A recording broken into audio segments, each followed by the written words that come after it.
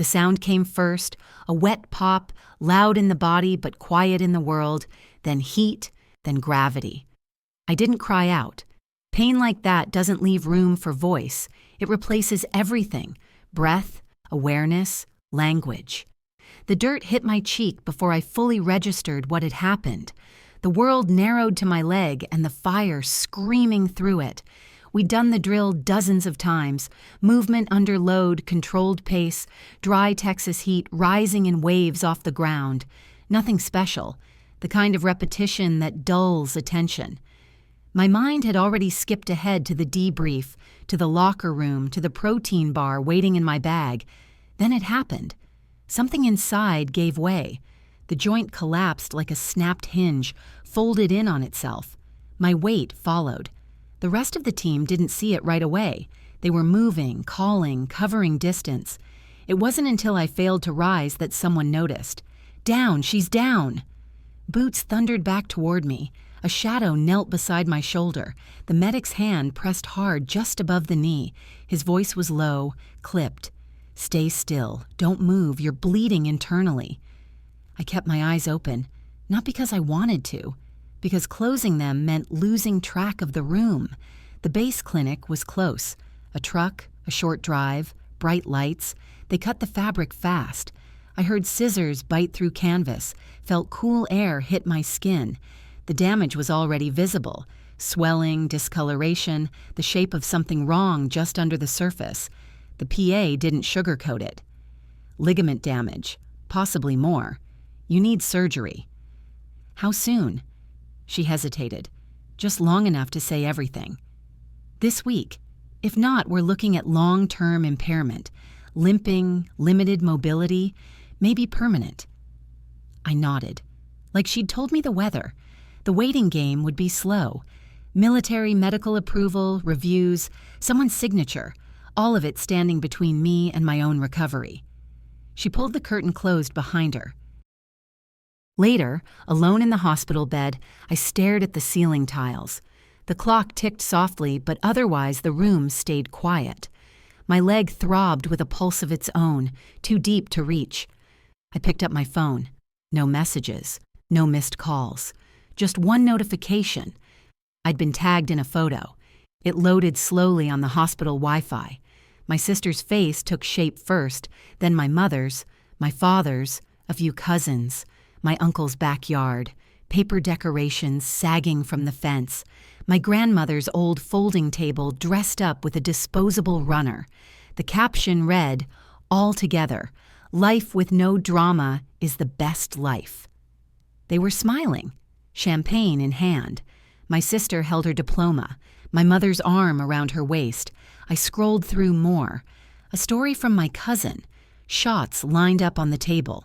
Someone shouting, "Go Jess," before a toast. Not for me, for her. I waited for the punchline, the acknowledgement. A sentence, even just a few words. Thinking of Jessica. Wish she could be here. Heard what happened. Nothing. Just the tag. My name on a face I didn't wear anymore. I turned the phone over, set it on the tray beside the bed. The edges of my vision pulsed with pain, but it wasn't the injury that hurt. It was the silence. That night, the nurse returned to check the drip. She asked if I was in pain. "No," I said. She adjusted the flow anyway. Her voice was kind but practiced. "You're lucky they caught it fast." I didn't answer. She didn't push. When she left, I pulled the blanket tighter. My leg felt heavy, unfamiliar. A ridge of swelling pressed against the bandage. The machine beeped in a slow, even rhythm. Somewhere down the hall, someone coughed. The intercom clicked on, then off. I closed my eyes. The next morning came with beige light. Dry air filtered through the vent. I had slept in pieces. The kind of rest that doesn't restore, only pauses. A new nurse came in. Young, cheery, reading from the clipboard too quickly. "You're Jessica." I nodded. "Well, you're in good hands. Looks like we'll need to keep you here at least 3 days. They're fast-tracking some things, so that's a plus." She smiled. I didn't. When she left, I reached for my phone again. 3 new posts. a group photo at brunch, my father holding a Bloody Mary, my sister in sunglasses, my mother's caption, "No drama, just joy, family is everything." I watched it loop 3 times before I clicked away. Still no calls, no texts. I opened my messages anyway just to confirm. Nothing.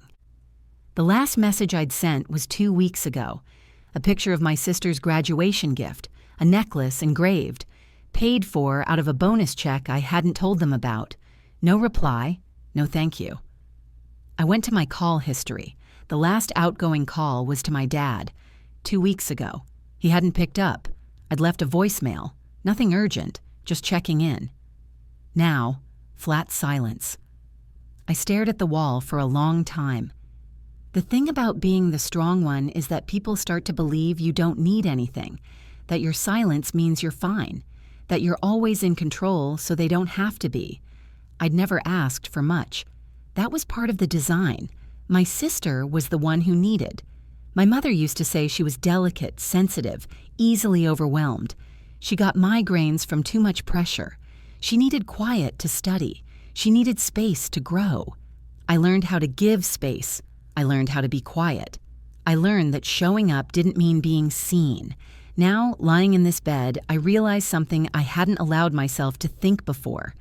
Being needed isn't the same as being loved, and when you're no longer convenient, you're just forgotten. The nurse returned around noon with food, a tray I didn't touch. My appetite had vanished, replaced by something colder, a stillness that wasn't peace. They weren't coming. They hadn't even asked if I was okay. I checked my phone again. Not for them, for something else, anything else. A weather alert, a software update, spam, one new email. No subject. From a military contact. A message confirming my medical status had been updated to temporary restricted duty. Attached. A copy of the evaluation. I downloaded it. Read it once. Then again. The words were dry. Objective. Severe ligament tear. Partial instability. High likelihood of long-term mobility restriction if surgery is delayed. There it was. Proof. I stared at the page, at the date, at the words that said clearly that I had almost lost the ability to walk without a limp, that I still might, and not one person from home had asked how I was. Not one had called to say, "We're with you." All I had was a photo tag and a caption, all together, life with no drama, the best life. I closed the email, powered the phone off completely, set it in the drawer of the bedside table, not because I was angry, not because I was finished, just because I finally understood what I'd been waiting for wasn't coming. Not help, not comfort, just recognition, and they couldn't give that, not to someone like me, not unless I was useful. I looked out the window, flat Texas sky, a few trees bent from wind. Nothing moved. Inside, the drip continued. The monitors blinked. I breathed in, counted to 4, held it, let it go. The silence wasn't loud anymore. It was mine. The pain was duller now, not gone, just manageable. Enough to move from the bed to the chair and back again. Enough to think. I stayed in the hospital 3 more days, mostly in silence. The nurses were kind, efficient. One brought crossword puzzles, another left an extra blanket without asking. I appreciated that more than words. Discharge came with a folder of instructions and a list of specialists. I was cleared for temporary restricted duty, crutches optional, surgery still pending. I didn't ask for anyone to pick me up. I didn't tell anyone I was leaving. The taxi driver didn't ask questions. He dropped me at my off-base apartment and helped with the bag. I tipped him in silence. Inside, I moved slowly, carefully. Every corner, every counter felt taller than it had before. The refrigerator hum filled the space. I sat on the edge of the couch and let the quiet settle again. I turned my phone back on, not because I wanted to, because I needed to know. 13 missed calls. None from my mother, none from my sister, none from my father. They were from my aunt, from a number I hadn't saved, but I recognized the area code. 2 voicemails. The first one came in 2 days after the injury, the day I'd stopped checking. "Hey Jess, it's your Aunt Dee. Your mom said you had a little mishap at work. Hope you're okay. She's worried, but you know how she is. Doesn't want a crowd. Anyway, she mentioned there's some paperwork she was hoping you'd sign when you're feeling better. Just wanted to give you a heads up. No rush, of course." The second voicemail came the next day. "Hi again, just checking in. Your dad's been trying to reach you too. I think there's a deadline with the house stuff. Something your grandma left behind. I'm not in the middle of it, but they're saying you might be holding things up. No pressure, just family stuff." I didn't listen to the end. I didn't need to. I opened my text messages. My sister had finally written. One message, sent late at night. "Hey, not sure if you're getting these. Can you sign the papers for the estate stuff? We can't move forward without you. Grandma wouldn't want delays. No. How are you? No. Are you okay? Just urgency. Just pressure. Just the familiar expectation that I would do what I always did. Handle things." I stared at the message and said nothing. My phone lit up again. Another call, this time from my dad. I didn't answer. The voicemail that followed was short. His voice was tight, clipped. "Jessica, call me back. There are things that need to be signed. You're the one who always takes care of this. Let's not make it harder than it needs to be." I knew that tone. I'd heard it my whole life. Not anger, not concern, just irritation masked as reason, the kind of tone people use when they've decided your cooperation is a given. I opened my email. There it was, a forwarded document from a personal Gmail account I didn't recognize, a scan of something notarized, a request for my signature, consent to transfer ownership. My grandmother's name listed once, near the top, then mine at the bottom, under the line marked secondary beneficiary. No explanation, no context, no formal introduction, just a line in bold. This form must be signed by all listed parties before the estate can be processed. I clicked out, sat back, stared at the ceiling. My grandmother had lived alone most of her life. A small house near the coast, a few modest assets. I'd visited her last the year before deployment. She'd asked about my job, my unit, my plans. She hadn't asked for anything. We'd sat on her porch and watched gulls dive into the water. She'd pointed to the sky and said, "I always liked that you looked up when people wanted you to look down." I hadn't told anyone that. Now she was gone, and they remembered me again. A day later, I got a call from a number I didn't recognize. I let it go to voicemail, then another, same number. Finally, a message appeared. "This is James Newell, estate attorney for Eleanor Madison. I've been trying to reach Jessica Madison regarding a private matter. Please return this call as soon as possible." I listened to the voicemail. He sounded calm, professional, careful with his words. I called back the next morning. He confirmed my name, then paused. "I wanted to let you know that a trust was created in your name. Sole beneficiary. It's separate from the main estate your family is handling." I said nothing. He continued. "It was established 5 years ago, updated last year. Your grandmother was very clear in her instructions. This is yours. No co-signers, no shared access, just you." Still, I said nothing. He cleared his throat. "I'm required to inform you that another party attempted to access the account 3 weeks ago. Without authorization. They were unsuccessful, but a flag was added. That's why I reached out directly."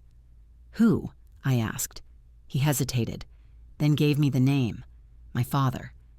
I felt the shift, cold and sharp, not anger, clarity. "Thank you," I said. "There's a file I'll be sending your way," he added. "Please take your time reviewing, no pressure. But if you'd like help protecting the asset, I can recommend a fiduciary team." I hung up, then sat still for a long time. My phone lit up again. A text from my sister. "Jess, Dad said you're being difficult. Please don't make this ugly. It's literally just paperwork. You're the one who always gets it done." A second message followed. This is what happens when you let the military mess with your head. Grandma trusted you because you were always boring and dependable. Don't change that now." I didn't reply. I opened my laptop, found the old PDF of the house layout. I remembered the corners of it, the low fence, the faded porch, the smell of salt in the air. My grandmother had left it to me, not for money, but because she knew I'd protect it, because she knew I wouldn't sell it for speedboats and remodels, because she knew I'd wait. I forwarded the legal file to my base advisor, scheduled a call with the JAG office. No drama, no confrontation, just process. That evening, another email arrived. My sister again. "Seriously, Jess, what is wrong with you? We're family. You don't get to play gatekeeper now. This affects all of us." I didn't open the attachment. I already knew what it would be. They hadn't cared when I was bleeding, when I was on crutches, when I was drugged and alone in a hospital bed. They hadn't called when the nurse said, "You might not walk right again." But they remembered me now. They remembered when I had something they wanted. And for the first time in my life, I didn't move. I didn't reply. I didn't fold. I just watched as the pressure built, watched the calls multiply, watched the panic set in when I didn't play the role they'd written for me. I was no longer convenient, and for the first time, that made me free. They showed up without warning, midday just after my PT check. The knock was too familiar, not hesitant, not polite. I waited 3 seconds before opening the door. My father stepped in first. My sister followed. Neither asked if it was a good time. He looked around the apartment like it offended him. Her arms were crossed before I even said hello. I didn't offer coffee. I didn't invite them to sit. "I'm still recovering," I said. My father nodded once. My sister didn't. "We were nearby," he said. "Thought it was better to talk in person." I said nothing. He reached into his coat pocket and pulled out a thick folder, yellow tabs sticking out at angles. He set it on the table between us. "This is everything," he said. "The estate, the transfer forms, the tax documentation." I didn't move. "I thought this was already being handled through the lawyer," I said. He looked surprised, or tried to. "It's not finalized," he said carefully. "We just need your part done so the rest can proceed." My sister leaned forward. "You're the one holding everything up, Jess. We can't move forward without your signature. It's not fair." I didn't look at her. She pushed the folder closer. The top tab read, "Family Trust Adjustments." "I'm not signing anything today," I said. My father's mouth tightened. His voice stayed even. "You've always been the one we could count on. That's all this is. One more thing." "One more thing," I repeated. My sister spoke again, louder now. "You're being selfish. This isn't like you." "No," I said, "it isn't." Silence folded over us. I stood, walked to the counter, poured a glass of water, set it down untouched. "You weren't there when it mattered," I said. My sister scoffed. "We didn't know how bad it was." "Mom said it wasn't urgent." I met her eyes. I was in a hospital bed, alone, with a torn ligament and internal swelling, and you were posting pictures about how peaceful life is without drama. My father stepped in again. "That wasn't about you." "It never is," I said. He exhaled sharply, then tried another angle. "You've always been strong. You don't let things get to you." That was the line. The one they used when they needed me to bend without breaking. When they needed me to carry something so they didn't have to. I reached for the file, flipped the top page, read the first line, then closed it. "This isn't about Grandma's house," I said. "This is about control." His voice sharpened. "Watch your tone." I did. "I'm not signing," I repeated. My sister threw up her hands. "Why are you making this harder than it needs to be?" "Because you're not asking," I said. "You're demanding." My father stepped closer. "You're betraying your family." I didn't flinch. "I'm choosing myself, not out of anger, out of clarity." They didn't understand the difference. I didn't expect them to. They stared at me like I'd become someone else. But I hadn't changed. I'd just stopped pretending. They had never asked how I was, never offered help with rehab, groceries, transportation, rent. I'd used a folding chair to shower the first 2 weeks. I'd learned to manage. I always had. I walked to the drawer and pulled out a form. Quiet, signed, notarized. I handed it to my father. "This is the new emergency contact authorization," I said. He read it. His face didn't change. "You replaced us." I replaced silence. The name on the form was Lena Walker, a fellow service member. She'd driven me to appointments, picked up my prescriptions, showed up with dinner twice without being asked. No lectures, no conditions. My sister's voice sharpened. "So that's it? You're just cutting us off?" "I'm drawing a line," I said. They didn't move. I opened the door. "Thank you for coming," I said. "But I'm not changing my mind." They stood there for a second longer than they should have, waiting maybe for me to soften, for the old role to return, the one where I nodded, agreed, signed, complied. But I didn't. My father finally turned, walked past me without another word. My sister lingered. "You're not the only one who's had a hard year," she said. I didn't answer. She left. The door clicked shut behind her. I stood there for a long moment, just breathing. Later that night, I got another message, this time from my mother. "I can't believe you're doing this to us. Grandma wouldn't have wanted things this way." I didn't reply. Instead, I opened the file Lena had helped me prepare, a detailed breakdown of the trust, the documents, the protections in place, everything legitimate, everything clean. Lena had sat beside me on the couch while I reviewed every line, not offering advice, just presence, the kind that didn't demand anything. "You know what you're doing," she'd said. I nodded. I did. The next morning, I changed the locks on my apartment, not because they had a key, they didn't, but because symbolic gestures matter sometimes. Boundaries aren't always physical. Sometimes they live in the things you won't explain twice. By the weekend, my sister had blocked me on social media. My mother unfriended me. My father didn't reply to the final email from the attorney, the one that confirmed I had full authority over the trust and was not obligated to share it. I archived the message, moved the folder to an encrypted drive. Then I walked to the window and stood in the light for a while. My leg ached, the kind of ache that comes with healing, not injury. A soft knock came at the door. I opened it. Lena stood there, coffee in hand, no questions. "Thought you could use this," she said. I took the cup, warm, steady. "This life is yours now," she added. I nodded. "They told me to stay quiet," I said, "to make myself small. But when the pressure hit, my name was everywhere, and I didn't hide." She didn't speak. "I didn't apologize," I said. "I chose myself." Lena reached forward, adjusted the strap on my shoulder brace. "You ready?" she asked. "Yes." I didn't mean for the coffee. I meant everything else. And for the first time, the answer felt true. I moved in on a Tuesday.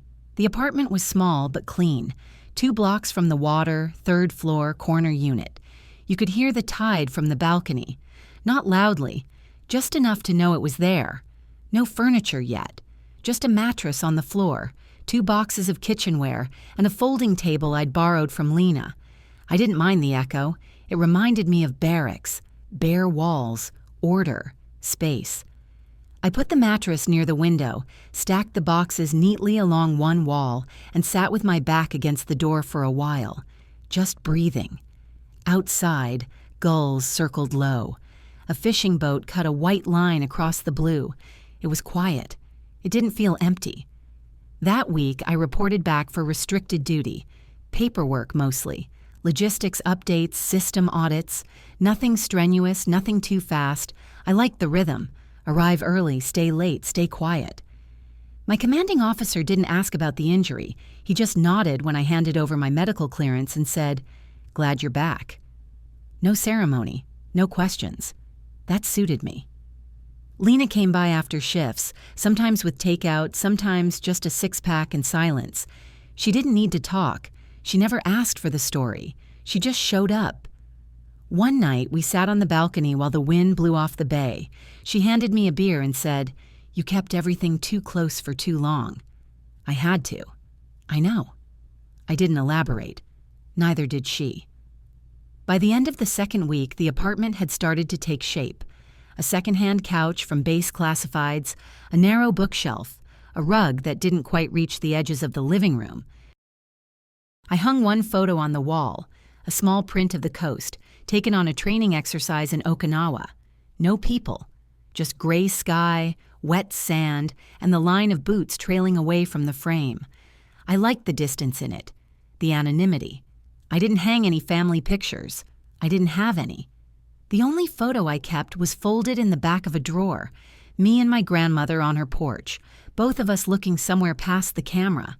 I didn't frame it. I didn't need to. I remembered what she'd said the last time we spoke. They'll always want what you hold. They won't always want you. She hadn't said it with bitterness, just certainty, a kind of steady truth you don't argue with. I understood it now. The calls had stopped. The emails, too. My mother had sent one final message, just 4 words. "I hope you're proud." No punctuation, no name. I hadn't replied. There was nothing to say. My father didn't reach out again. Neither did my sister. She still blocked me across every platform. I checked once. Not out of interest, just confirmation. They weren't used to losing access. They didn't know how to exist outside of leverage. Now they had none. The trust was locked, managed by a firm 3 states away. I spoke with them twice a year. No distributions without my signature. No visibility without written consent. Everything documented. Everything secure. My grandmother had planned it well. She must have known it would come to this. I started physical therapy the following month. Slow work, controlled movements, measured gains. There were days the joint flared, sharp and stubborn. Days I limped more than I walked, but I kept showing up. The therapist was a woman in her 50s, lean, quiet, no nonsense. "You have grit," she said after my second session. I had no choice. There's always a choice. I didn't argue. I just kept moving. By spring, I was walking unassisted. Not smoothly, not yet, but forward. I filed the final paperwork with the military to reclassify my duty status. Cleared for active roles again. My CO signed off without comment. "You going back to air operations?" Lena asked. "No," I said. "Something quieter." I'd already started the transition. Strategy desk, internal training design, behind the scenes, still useful, still respected, but mine. Lena nodded like she'd expected it. That weekend, she helped me move the last box into storage. We stood in the unit while I locked the door. She looked at the taped label, "Old Life." "You sure you want to keep it?" "For now." Some things deserve to be stored, not displayed. At the end of May, I got a letter from the firm managing the trust, an update on the assets, projected growth, a list of beneficiaries I was now legally allowed to name. I stared at the form for a long time. Then I added one name, not out of debt, not out of sentiment, out of clarity. I didn't send the form yet, just folded it and put it in the fireproof file under my bed. A month later, I got a call from a number I didn't recognize. I answered without speaking. A pause. Then a voice I hadn't heard since last year. My aunt. "Jessica," she said, "your father's not well." I said nothing. She waited, then continued. "He's asking for you. He says he wants to make peace." I watched the tide roll in from the window. "No," I said. She exhaled. "I thought you might say that." She hung up. I sat with the silence for a while. It didn't feel cold, just final. Later that night, Lena showed up with coffee. She handed me a cup, then took her usual seat by the window. We didn't speak for a while. Then I said, "They told me to stay quiet, to make myself small, to do what's right even when no one's looking." Lena nodded. "But when the clock struck midnight," I said, My name was everywhere, and I didn't hide. She didn't smile. She just handed me her mug for a refill. "You didn't apologize," she said. "That matters." I stood, refilled both cups, returned to the window. The water was dark now, still. "They think I changed," I said. I didn't. I just stopped explaining. Lena raised her cup. To that. We drank. No toast, no ceremony, just stillness. Outside, the gulls slept. The air moved slow and steady through the screen. I thought about the graduation party photo, the caption, "Life with no drama is the best life." They were right, in a way. This life, the one I had now, was quiet, uneventful, small on the surface, but it was mine. No tag, no caption, no performance. I sat down beside Lena, watched the lights shift on the water, and I stayed. If the quiet stayed with you, I'd love to hear your thoughts.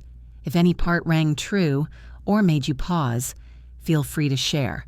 And if you'd like more stories like this, you're welcome to subscribe. No pressure, no urgency, just presence.